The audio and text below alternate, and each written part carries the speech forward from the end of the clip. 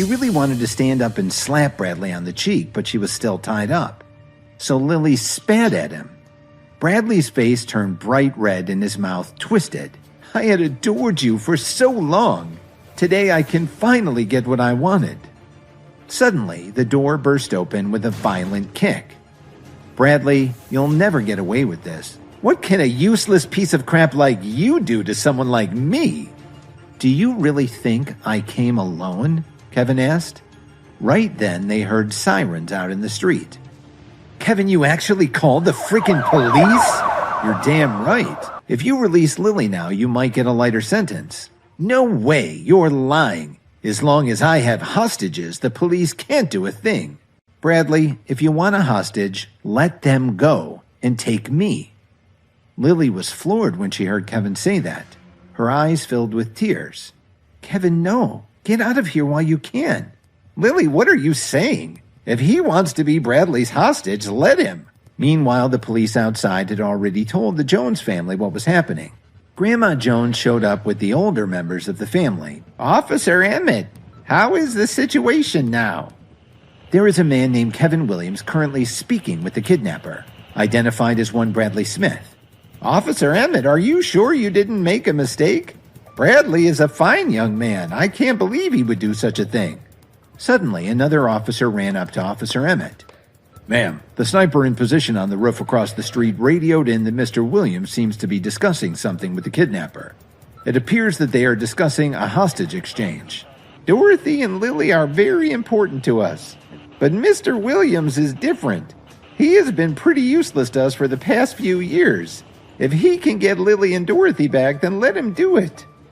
Officer Emmett clearly thought that this was a terrible idea. No matter what she thought of Kevin, he was still a human life, and it was the police's duty to protect him. Meanwhile, in the house, Bradley was deep in thought. Bradley, what are you waiting for? I'm your only chance to get out of this. A second later, Bradley pointed his knife at Kevin. You want to be a hero and save this damsel in distress? Okay, you get your wish. Put your hands over your head and slowly walk over here. Not so fast. We'll count to 3. When we get to 3, I'll walk over to you and you'll let Lily and her mom go. At the count of 3, Kevin slowly walked over. As he brushed past Lily, he whispered, Lily, don't be afraid. You're safe now. Don't wait for me. When Lily heard him, she trembled. As she walked towards the door, she turned her head and saw Bradley grab Kevin and put the knife to his neck. Dorothy grabbed Lily's wrist and pulled her out of the room. Little Dorothy! Lily, are you all right? But Grandma, Kevin is still inside. We're ready to leave now. Isn't that person inside a member of your family? No, we have nothing to do with him. But Kevin didn't care what Bradley thought, or even what the Joneses thought. Aren't you curious why Williams Media suddenly pulled its support? They even withdrew all the funds that were invested in your project. How did you know that? Did someone at Williams Media tell you that you'd offended someone? I'll bet you don't even know who it was. How the hell would you know? Meanwhile, out in the street, a police officer suddenly ran up to Officer Emmett. Ma'am, for some unknown reason, the kidnapper suddenly knelt down in front of the hostage. What did you say? She quickly walked to the vantage point across the street from the house. She definitely saw Bradley kneeling in front of Kevin. Then Bradley threw his knife on the floor. Please, sir, I beg you to let me go. This was all my fault. All right, you can go outside and surrender. After you get out of prison, if I never see your face again, then I won't press charges. Emmett walked up to Kevin and asked, Are you hurt, sir? Thank you for your concern. I'm fine. If there's nothing more, I think I'd like to leave. Suddenly, a line of limousines pulled up along the curb. Cook quickly got out of the lead car and gave Kevin a warm handshake and a pat on the shoulder. Kevin, I've been looking for you for hours. Are you all right? Let's get out of here and I'll tell you all about it. A little while later, Cook was in his office at the Whistler Hotel. Drake was standing contritely in front of Kevin. What do you have to say for yourself, Drake? I had no idea who you were, Mr. Williams, but I do now. Please let me go. I'll do anything you want to make it up to you. Sure, I'll let you go, but I'll just ask for one thing in return.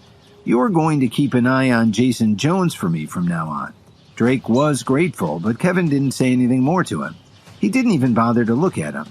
A couple of days later, Kevin went to a real estate agent down by the Loop in downtown Chicago. "Hello, sir. Is there anything I can help you with?" A staff member asked as she walked up to greet him. I'm looking for a condo." "I'm sorry, sir. We're really on a break right now. Our lowest offering is $300,000. If there's nothing else we can do for you, please show yourself out." The agent had already made up her mind that Kevin was probably working on the construction site down the street. He just came in to look around and enjoy the air conditioning. At that moment, two people walked up. Kevin was startled to see them, and it showed on his face.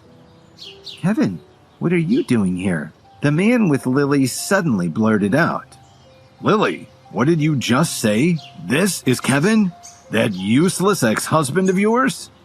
This was Grant Butcher, the perfect son-in-law Dorothy had just found for Lily. "Why, Mr. Butcher, what brings you in today?"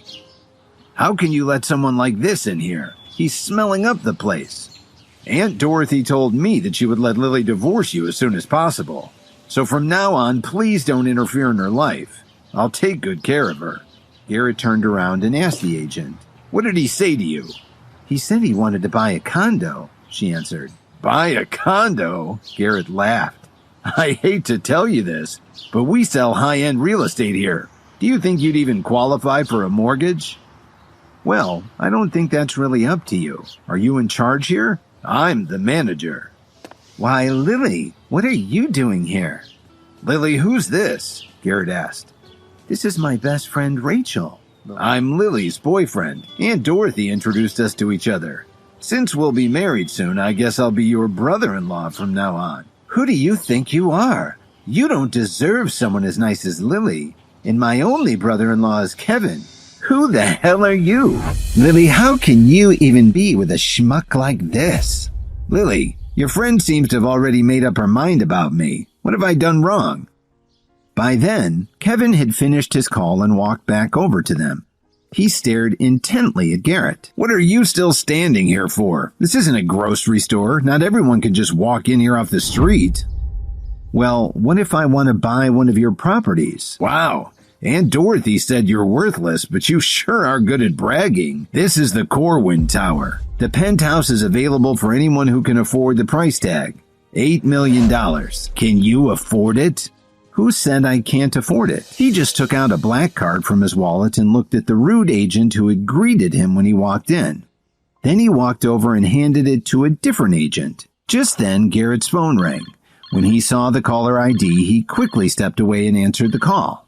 "Is the transaction complete?" "Yes, sir." Garrett finished his call and walked back to them.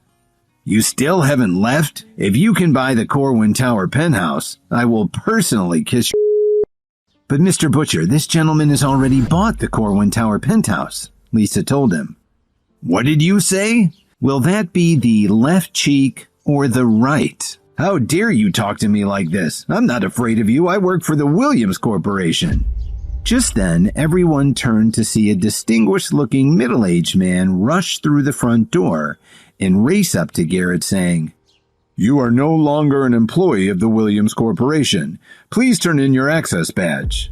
"Director Turner, what are you doing here? It's a good thing I came down here. I wouldn't know how you treat our customers." Turner knew that Kevin liked to keep a low profile. When he noticed that his CEO was giving him a look that said, "Don't tell them who I am." On the way over to the office, Turner had gotten a call from Miss Wilson, Kevin's chief of staff. She explained the situation and also sent the video surveillance from the office's security system, and he watched it on his phone. It was damning evidence. "Director Turner, please, you can't fire me. Vice President Ambrose is my uncle. Let me call him." "Sir, I hate to trouble you, but could you please come with me to the office? The vice president is a reasonable man. As long as you explain to him what happened, I think he'll understand the situation." Kevin looked over at Lily and then walked towards the elevator with Turner and Garrett. "Rachel, do you think something will happen to Kevin?" "Don't worry, Kevin will be fine." The elevator stopped on the 14th floor where Garrett's office was located. "Director Turner, I advise you to leave before my uncle arrives." "Garrett, do you really think your uncle can save you this time?" "I sure do. My uncle is the vice president of the company. He can easily fire you." A few minutes later, the office door opened forcefully. In a deep, arrogant voice, Garrett's uncle Ambrose snarled, "Mark Turner, how dare you fire one of my employees?" "Uncle Ed, thanks for getting here so fast." As Ambrose listened to his nephew's story, his eyes fell on Kevin. "So this horrible situation is all your fault?" Hi, Kevin here. If you are wondering what happens next, then download the Pocket FM app and listen to the exciting episodes of Insta Empire now with the link in the description.